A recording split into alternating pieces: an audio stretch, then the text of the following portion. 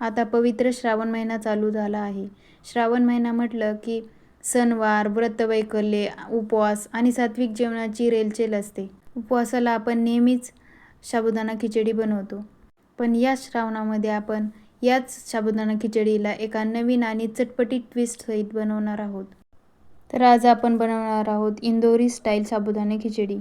खिचडीसाठी आपण 1 वाटी भिजलेला साबुदाणा, डाळिंबाचे दाणे, कढीपत्ता, उकडलेला बटाटा, हिरव्या मिरचीचे काप, भाजलेले शेंगदाणे आणि उपवासाचा चिवडा घेतलेला आहे. बाकी साहित्य मी रेसिपी बनवत असताना तुम्हाला सांगत जाईल. तर सगळ्यात अगोदर इथे मी भिजलेला साबुदाणा 1 वाटी घेतलेला आहे. त्यामध्येच मी उकडलेला बटाटा मोठा मोठा कट करून यामध्ये टाकलेला आहे. त्यानंतर यामध्ये चवीपुरते मीठ टाकून याला व्यवस्थित हलवून घेऊया.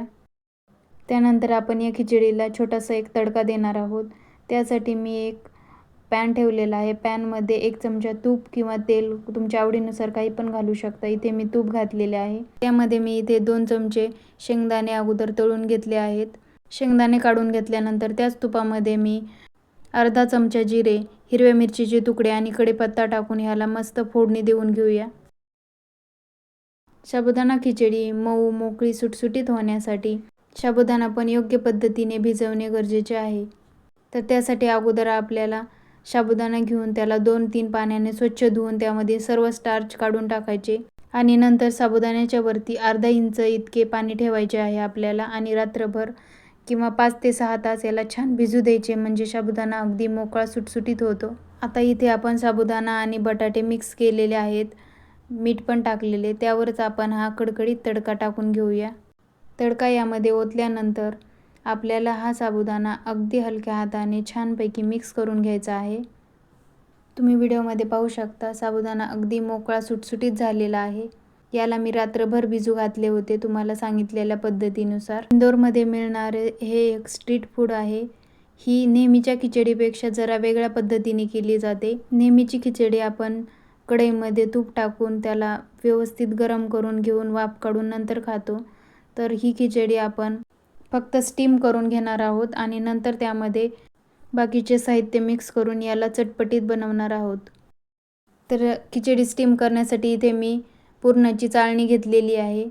तुमच्याकडे स्टीमर असेल तर स्टीमरमध्ये पण तुम्ही स्टीम करू शकता. चाळणीला अगोदर थोडेसे तेल लावून घ्यायचे आहे.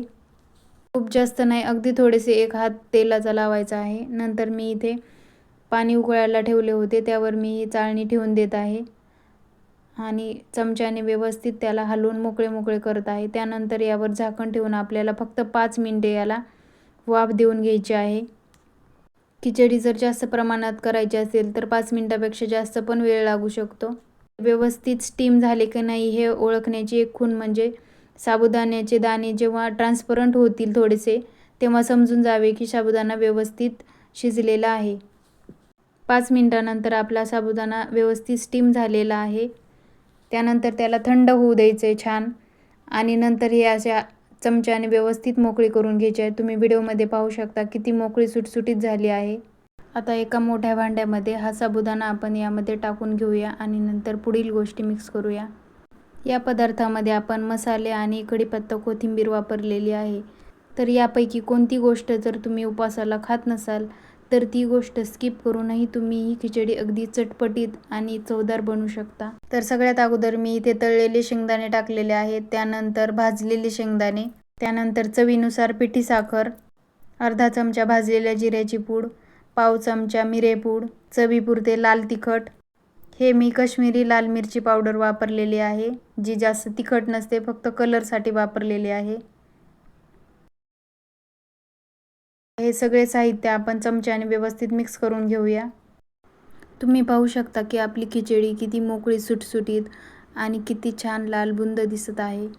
त्यानंतर आपण इथे अर्ध्या लिंबाचा रस त्यामध्ये टाकूया. त्यानंतर डाळिंबाचे दाणे,